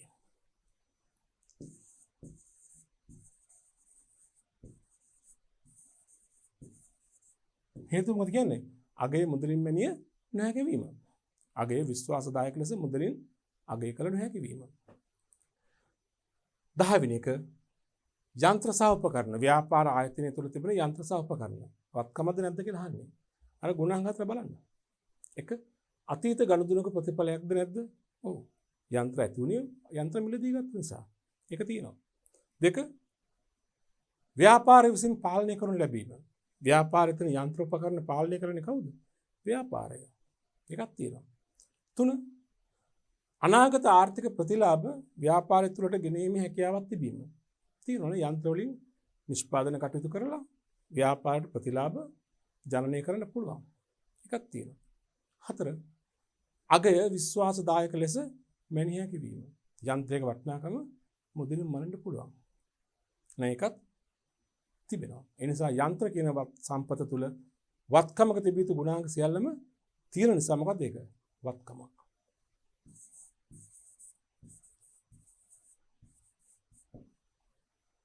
හොඳයි දරුවනේ අපි දැන් වත්කමක් කියන්නේ මොකද්ද කියන එක පිළිබඳව මූලික අවබෝධයක් ලබා ගත්තා.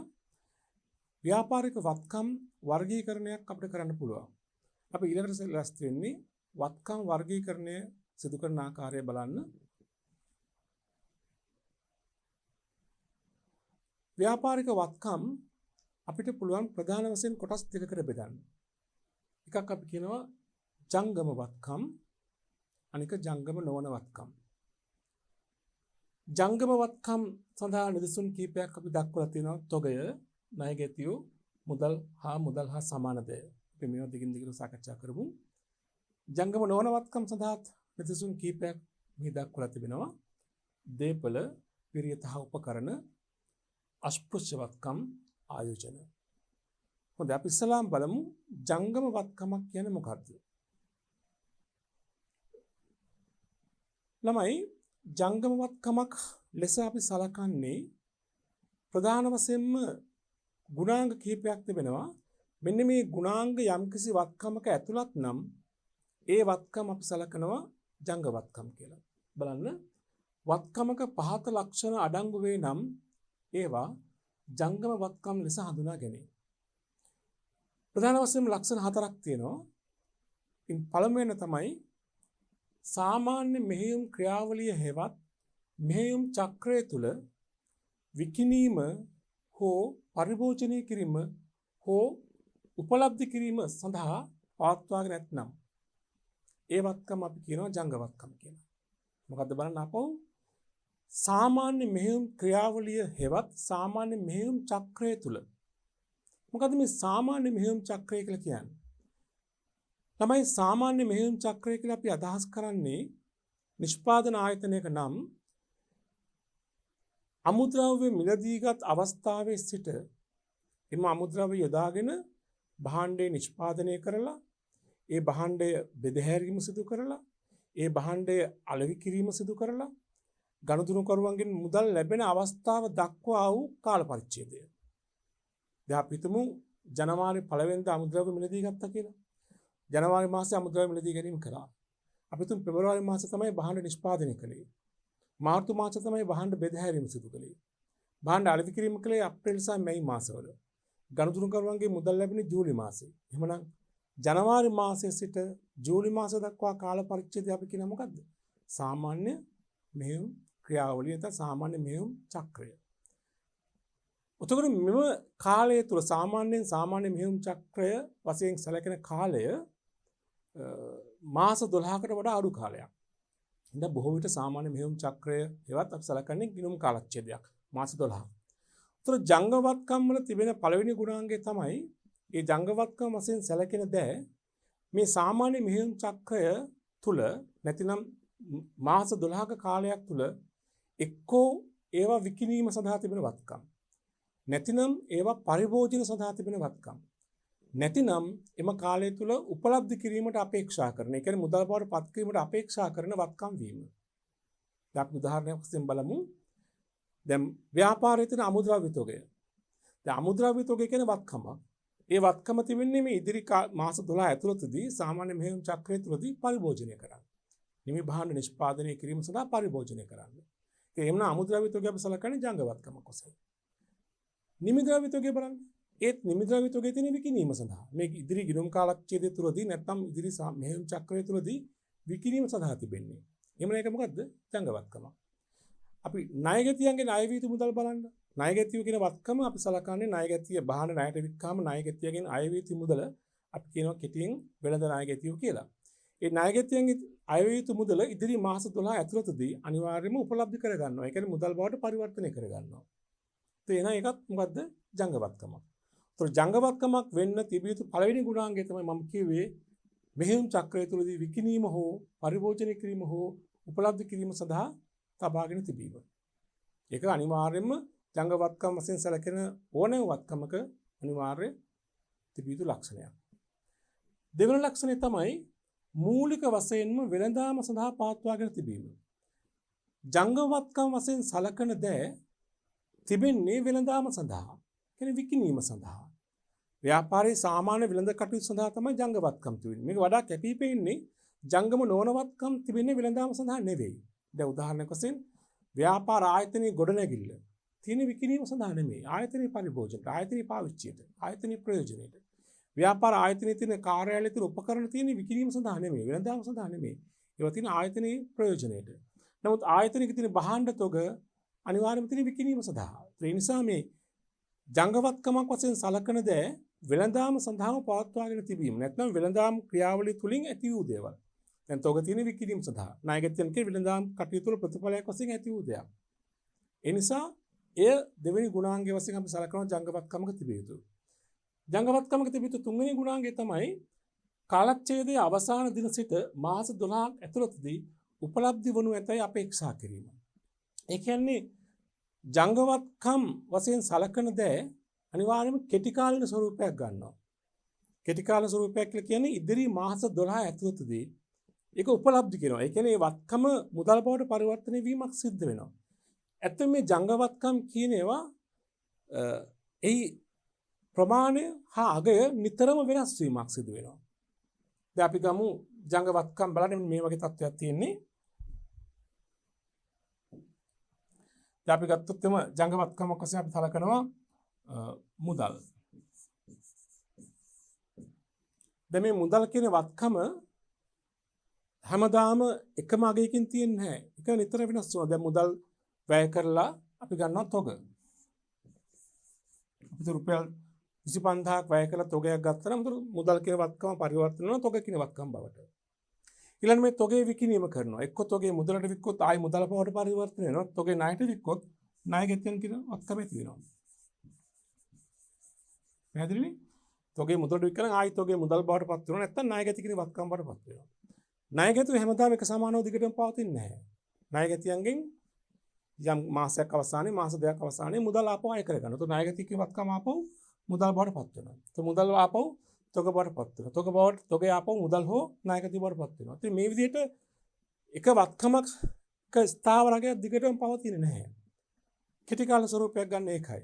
ඒතර අනිවාර්යයෙන් මාස 12 ඇතුළතදී මේ වත්කම උපලබ්ධ කිරීමට අපේක්ෂාවක් තිබෙනවා. ඒක තමයි මේ අදහස් කරන්නේ.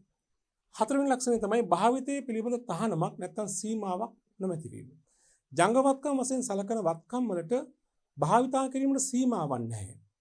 ඒක ව්‍යාපාරයේ ඕනෑම වෙළඳ කටයුත්තකට භාවිතා කරන්න පුළුවන්. මේකත් වඩා කැපී පෙනෙන්නේ ජංගම නොවන වත්කම් වලදී භාවිතයේ පිළිබඳ සීමාවක් තියෙනවා. දැන් මුදල් කියන වත්කම අපිට ඕනෑම දෙයක් සඳහා යොදා ගන්න පුළුවන්. නමුත් ජංගම නොවන වත්කම් එහෙම බෑ. ඒවා සීමා සහිතයි භාවිතයේ ප්‍රයෝජන ගත හැකි කාර්යභාරය. ජංගම නොවන වත්කම් වලට අසීමිතව ඒවා විවිධ කාර්යයන් සඳහා යොදා ගන්න පුළුවන්. ඒක තමයි භාවිතයේ පිළිබඳ තහනමක් නැත්නම් සීමාවන් නොමැති වීම. ඒතර ජංගවත්කම් වශයෙන් අපි සලකන දේ සඳහා උදාහරණ තමයි එකක් අපි කිව්වා තොග. මේ තොග අමුද්‍රව්‍ය තොග වෙන්න පුළුවන්. ඒ කියන්නේ නිෂ්පාදන සඳහා යොදා ගන්න ද්‍රව්‍ය. නිමි ද්‍රව්‍ය වෙන්න පුළුවන්. ඒ කියන්නේ නිෂ්පාදන කටයුතු අවසන් කරලා විකිණීම සඳහා සූදානම් කර තිබෙන ද්‍රව්‍ය. නොනිමි ද්‍රව්‍ය වෙන්න පුළුවන්. නොනිමි කියලා කියන්නේ නිෂ්පාදන කටයුතු තවම අවසන් කර නැති නිෂ්පාදන ක්‍රියාවලිය තුළ තිබෙන තොග. ඒවත් ජංගවත්කම්. ණයගැතියෝ. ණයගැතියන් කියන එකෙන් අදහස් කරන්නේ ව්‍යාපාරයක් භාණ්ඩ ණයට විකිණීම නිසා ගනුදෙනු කරුවන්ගෙන් ව්‍යාපාරයට අය විය යුතු මුදල. එතෙන්දී ණයගැතියා කියන පුද්ගලයා නෙමෙයි අපි සලකන්නේ ඔහුගෙන් අය විය යුතු මුදල. දැන් අපි නිදසුනක් වශයෙන් සිල්වාට භාණ්ඩ ණයට වික්කා රුපියල් 25000යි. අපි ණයගැති වත්කමසේ සලකන්නේ සිල්වා නොවේයි සිල්වාගෙන් අය විය යුතු මුදල. ඊළඟට මුදල් හා සමාන දෑ. මුදල් කියලා කියන්නේ අතැති මුදල්. ඒ කියන්නේ වළංගු මුදල්. ව්‍යාපාර කාර්යාලයේ මුදල් සේප්පුවේ ලාච්චයේ පවතින මුදල්.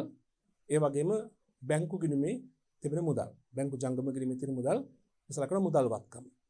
මුදල් හා සමාන දෑ කියන්නේ ඊටාම ඉහළ ද්‍රවශීලතාවයක් පවතින ඕනෑම අවස්ථාවක මුදල් බවට පරිවර්තනය කළ හැකි අවදානමකින් තොරව මුදල් බවට පරිවර්තනය කළ හැකි දෑ. අපි කියනවා මුදල් හා සමාන දෑ. ඒ කියන්නේ මුදල් වගේම සලකන්න පුළුවන් ඕන වෙලාවක මුදල් බවට අවදානමකින් තොරව පරිවර්තනය කළ හැකි දෑ. අපි කියන මුදල් හා සමාන දෑ. ඊටාම අවදානම අඩු කෙටි කාලීන ආයෝජන අපිට සලකන්න පුළුවන් මුදල් හා සමාන දෑ කියලා. මුදල් වගේමයි සලකන්නේ. මුදල් තිබෙනා වගේම තමයි ඒක. මේ අපි කියනවා මොනවද? ජංගම වත්කම් සඳහා නිදසුන්. අපි ඊළඟට බලමු ජංගම නොවන වත්කමක් කියන්නේ මොකක්ද?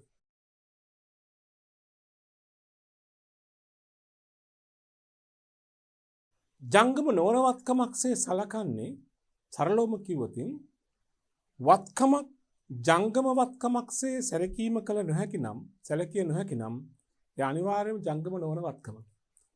වත්කමක් තුල ජංගම වත්කමක් ලෙස හඳුනාගත නොහැකි නම් ඒවා ජංගම නොවන වත්කම් වේ. ඒ කියන්නේ වත්කම් ප්‍රධාන කොටස් දෙකයිනේ ජංගම නොවන.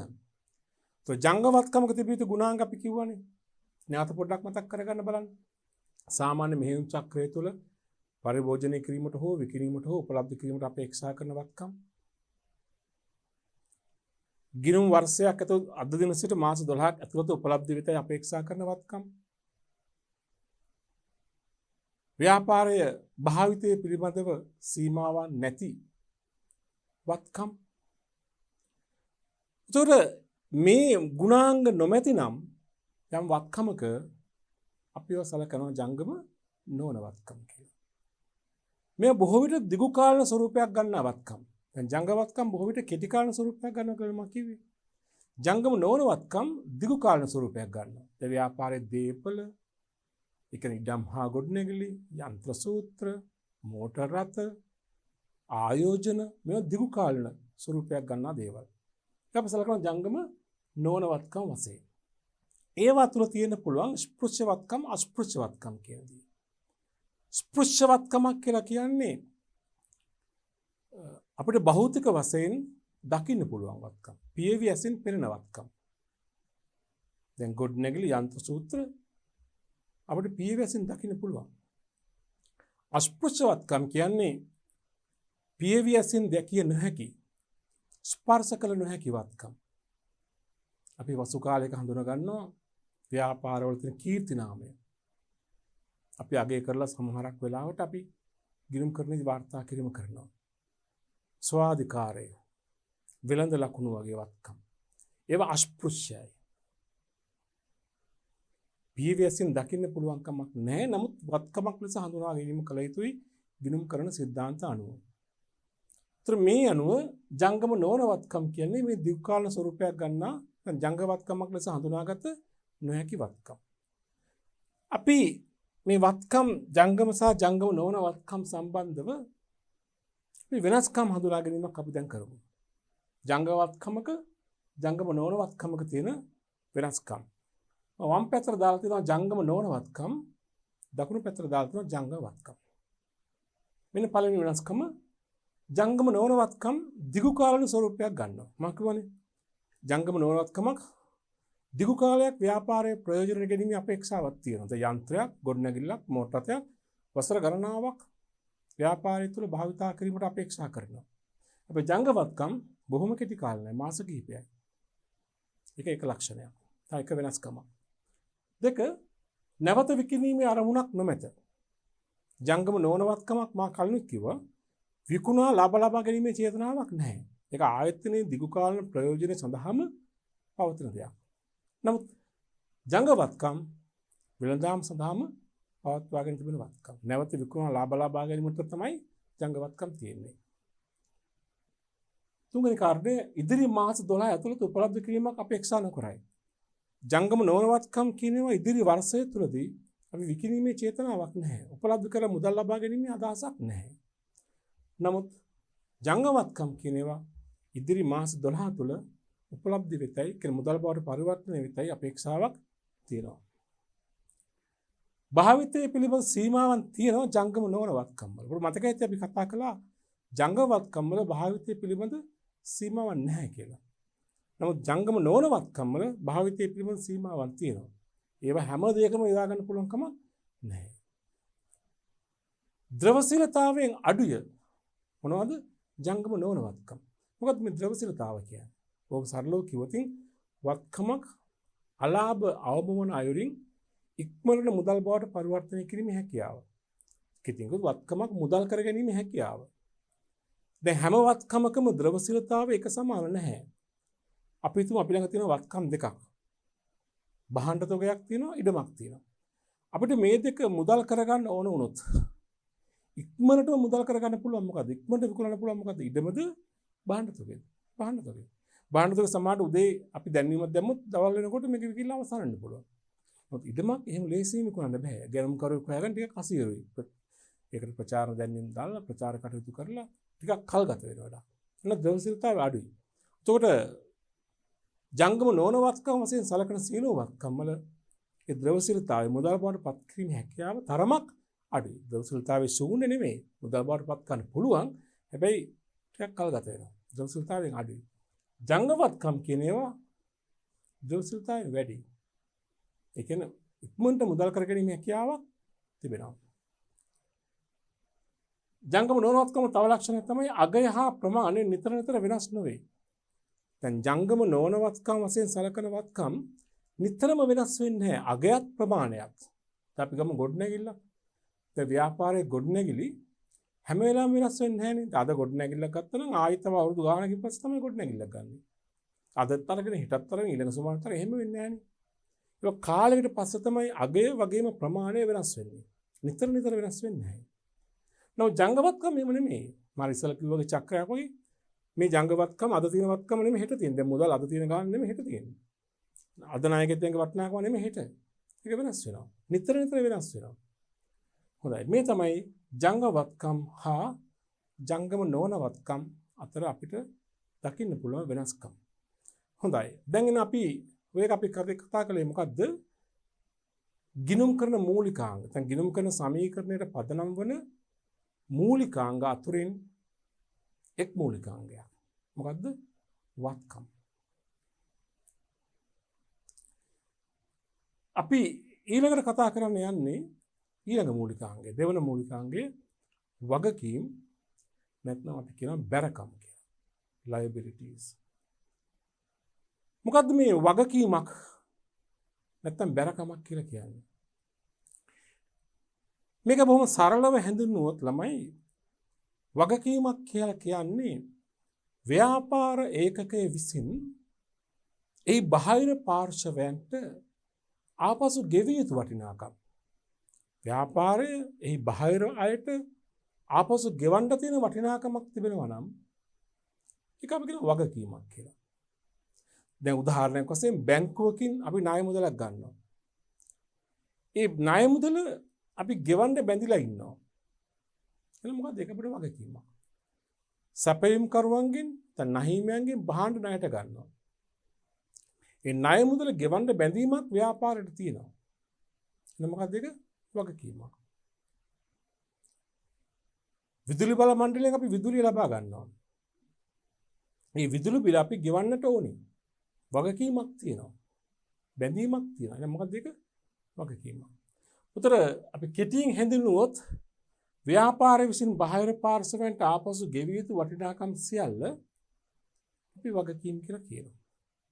ඒ සරල හැඳින්වීම.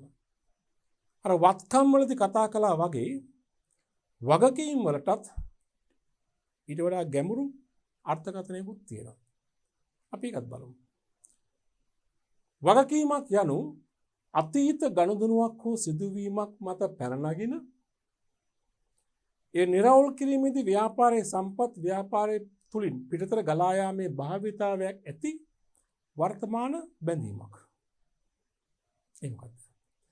ඒකත් අර වත්කමක් හඳුනා ගන්නකොට අපි සලකා බැලුවා වගේ වගකීමක තිබිය යුතු ලක්ෂණ තියෙනවා. මේ ලක්ෂණ හඳුනා ගත්තාම මේ අර්ථකථනය මේ නිර්වචනය බොහොම පහසුවෙන් තේරුම් ගන්න පුළුවන්. වගකීමක දැකිය හැකි මූලික ලක්ෂණ තියෙනවා 4ක්. වත්කමක තිබ්බනේ මූලික ලක්ෂණ 4ක්.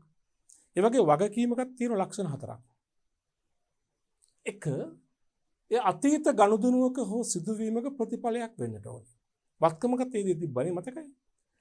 වගකීමක් වන්න නම් ඒ අනිවාර්යයෙන්ම අතීත ගනුදෙනුවක් නිසා ඇති වූවක් වෙන්නට ඕනේ.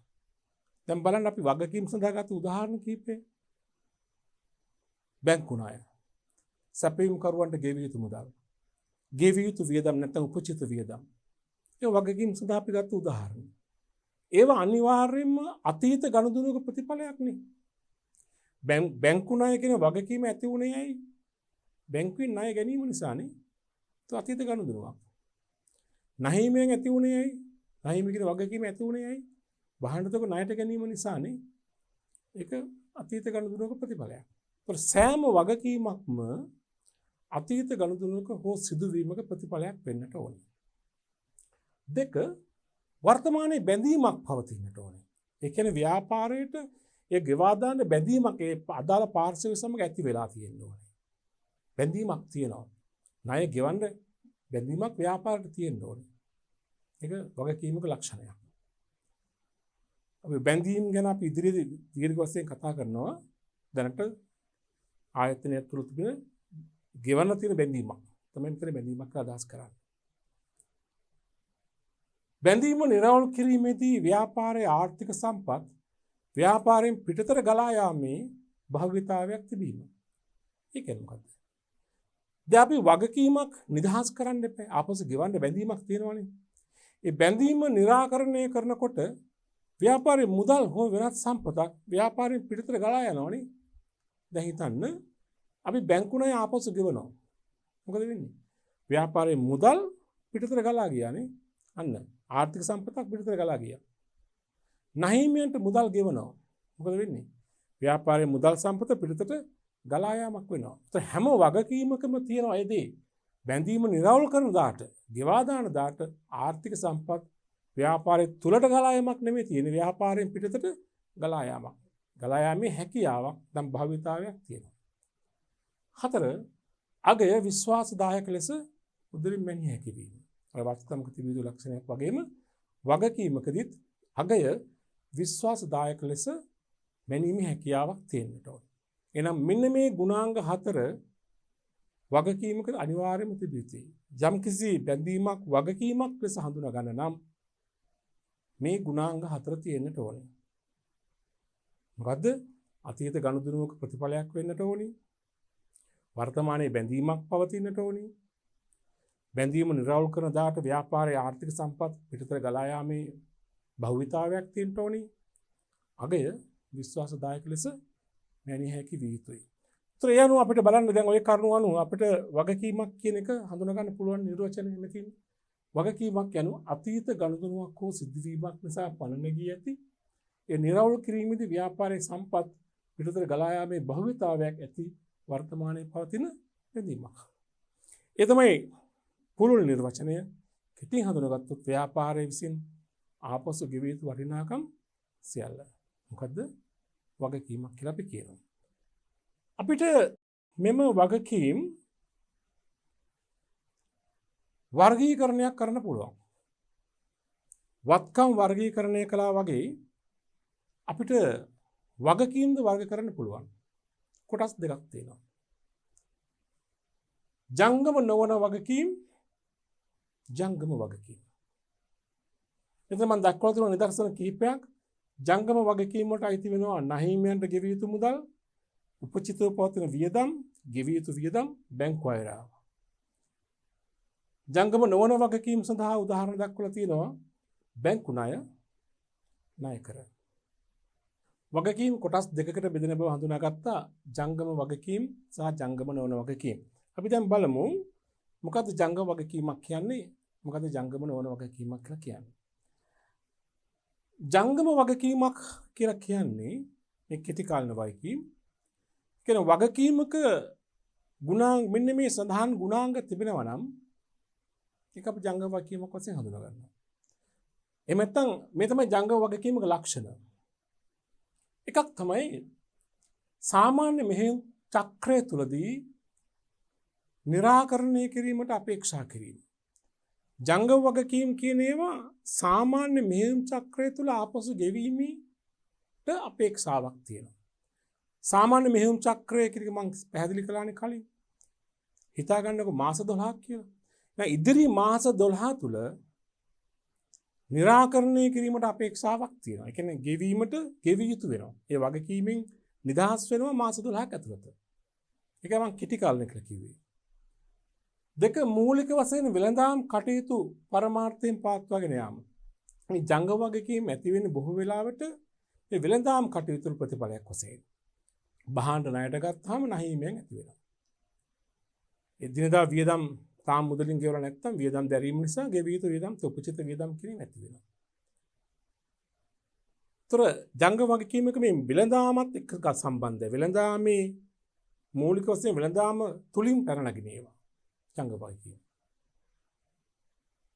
වාර්තා කරන කාල පරිච්ඡේදයේ අවසාන දිනයේ සිට මාස 12ක් ඇතුළත निराකරණය කළ යුතු වීම. ජංග වගකීම් කියනවා අනිවාර්යයෙන්ම ඉදිරි මාස 12 ඇතුළතදී පියවීම කළ යුතුමයි. ඒ කල් දාන්න බෑ, පමා කරන්න බෑ. මාස 12 ඇතුළතදී निराකරණය කළ යුතුමයි. මාස 12කට වැඩි කාලයක් පමා කිරීමට හැකියාවක් නැහැ. මේ කරුණු බොහෝ විට හුවක් එක සමාන ගතියක් තියෙනවා. ඒ කියන්නේ ඉදිරි බොහොම සරලව මත තියාගත්තු ජංග වගකීම් කියලා කියන්නේ ඉදිරි මාස 12 ඇතුළත निराකරණය කිරීමට निराකරණය කළ යුතු වගකීම්. ඉදිරි මාස 12 ඇතුළතදී පියවිය යුතු තන් ගෙවා දැමිය යුතු වගකීම් අපි කියන මොනවද? ජංගම වගකීම්. උදාහරණ තමයි නැහිමියන්ට ගෙවන්න තියෙන මුදල්, බැංකු අයිරාව, බැංකු ගිණීමේ ජංගම ගිණීමේ පවතින ශේෂය ඉක්මවාගත් ප්‍රමාණය අයිරාව, ගෙවිය යුතු ආදායම් බදු, රජයට ගෙවන්න තියෙන බදු අනිවාර්යයෙන්ම ඉක්තා ඉක්මනට ගෙවන්න ඕනේ. කෙටි කාලයක් තුල ගෙවා දාන්නට ඕනේ. උපචිත වියදම් කියන්නේ හිඟ වියදම්. අපි ගිය මාසේ ගෙවල් කුලිය තාම ගෙවලා නැත්නම් ඒක උපචිත ගෙවල් කුලිය. උපචිත වියදමක්. ගිය මාසේ විදුලි බිල තාම ගෙවලා නැත්නම් උපචිත වියදමක්. උපචිත විදුලිය. මේ තමයි ජංගම වගකීම. කෙටි කාලන වගකීම. ජංගම නොවන වගකීම. ජංගම නොවන වගකීමක් කියලා අපි කියන්නේ යම් කිසි වගකීමක් ජංගම වගකීමක්සේ හඳුනා ගන්න බැරි නම්, ජංගම වගකීමක්සේ හඳුනාගත නොහැකි නම් ඒවා ජංගම නොවන වගකීම්සේ හඳුනා ගන්නට ඕනේ. තවත් විදිහකින් කිව්වොත් අපි ජංග වගකීම් කියලා කිව්වේ ඉදිරි මාස 12 ඇතුළතදී निराකරණය කළ යුතු වගකීම්.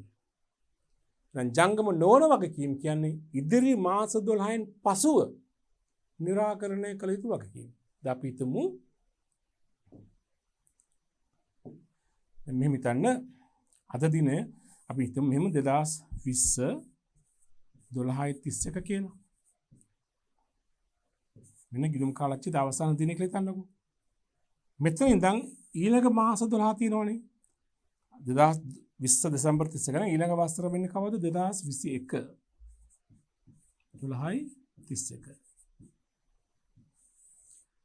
දැන් ඔතකොට ජංගම වගකීමක් කියන්නේ දැන් අද දින සිට ගිණුම් කාලච්ඡේදයේ අවසාන දින සිට ඉදිරි මාස 12 ඇතුළත ඉදිරි මාස 12 තුල ගෙවන්න තියෙන වගකීම් තියෙනව නේද? අන්න අපි කියන මොනවද? ජංගම වගකීම්. ජංගම නොවන වගකීමක් කියන්නේ අද දින සිට මාස 12කින් පසුව ගෙවිය යුතු වගකීම්. අනිවාර්යයෙන්ම निराකරණය කිරීම කරන්නේ මාස 12කට වඩා වැඩි කාලයක් දුරදී නම් ඒක මොකද්ද? ජංගම නොවන වගකීම්. ඉදිරි මාස 12 තුල නෙමෙයි ඊට පස්සේ ගෙවන්න තියෙනවා වගකීම්. දැන් අපි අවුරුදු 5කින් ගෙවන්න බැංකු ණයක් ගන්නවා. ඒක අපිට වසර 5ක් කාලයක් තුල තියෙනවා ගෙවන්නනේ. එහෙනම් ඒක ජංගම නොවන වගකීමක්. ව්‍යාපාරේ ණය කර නිකුත් කළ මුදල් ලබා ගන්නවා. ඒ ණය කර නිදහස් කරන අවුරුදු ගණනාවකින් 10ක් 5ක් 20ක් ආදි වශයෙන්. ඒවා ජංගම නොවන වගකීම්. සරලව මත තියාගන්න ඉදිරි මාස 12 ඇතුළතදී අපි ගෙවිය යුතු යම් කිසි වටිනාකමක් තිබෙනවාද? ඒ ජංගම වගකීම. දැන් බැංකු ණය වුණත් අපි අවුරුදු 5කින් ගෙවන්න ගත්තා නම් බැංකු ණය ඔකෙන් ඉදිරි අවුරුද්ද තුල ගෙවිය යුතු ප්‍රමාණය තියෙනවනේ. ඒක ජංගම වගකීමක්. ඉදිරි වසරෙන් පසුව ගෙවන්න තියෙන වටිනාකම තියෙනවනේ. අන්න ජංගම නොවන වගකීම. දැන් අපි තුමු රුපියල් ලක්ෂයක බැංකු ණයක් ගන්නවා අවුරුදු 5කින් ගෙවන්න. ලක්ෂයක බැංකු ණයක් ගත්තා අවුරුදු 5කින් එක අවුරුද්දක 20000 වෙන්නේ. අද රුපියල් ලක්ෂයක ණයක් ගන්නවා. ඉතින් අද මොකද්ද මේක? වගකීමක්. මේක අපි අවුරුදු 5කින් ගෙවන්නේ. සමාන වාරයක වලින් කියමුකෝ. ඒතර මේ ලක්ෂයෙන් ඉදිරි මාස 12 ඇතුළත කීයක් ගෙවන්න තියෙනවද? ලක්ෂය 5න් බෙදුවාම 20000නේ. එහෙනම් මේ 20000 මොකද්ද? ජංගම වගකීමක්. ඉදිරි මාස 12න් පසුව කීයක් ගෙවන්න තියෙනවද? ඉතිරි 80000නේ. ඒ 80000 මොකද්ද එහෙනම්? ජංගම නොවන වගකීම. පැහැදිලි නේද? කෙටි කාලීන වගකීම ජංගම වගකීම, දීර්ඝ කාලීන වගකීම ජංගම නොවන වගකීම. හොඳයි. එහෙනම් අපි දැන් පැහැදිලිව තේරුම් ගත්තා වගකීමක් කියන්නේ මොකද්ද? ජංගම වගකීමක් කියන්නේ මොකද්ද? ජංගම නොවන වගකීමක් කියන්නේ මොකක්ද? හොඳයි දරුවනි. අපි දැන් මේ වන විට ගිණුම් කරන සමීකරණයට පදනම් වන ප්‍රධාන ගිණුම් කරන මූලිකාංග පහ අතුරින් ඒ කියන්නේ වත්කම්, වගකීම්, හිමිකම්, ආදායම් හා වියදම් කියන මූලිකාංග පහ අතුරින් මේ වන විට මූලිකාංග දෙකක් හඳුනා ගත්තා. ඒ තමයි වත්කම් සහ වගකීම්. අපි ඉදිරි පාඩම තුලින් සාකච්ඡා කරන්න බලාපොරොත්තු වෙනවා අනිත් ගිණුම් කරන මූලිකාංග තුන හිමිකම සහ වෙනස් වීම, ආදායම් හා වියදම්.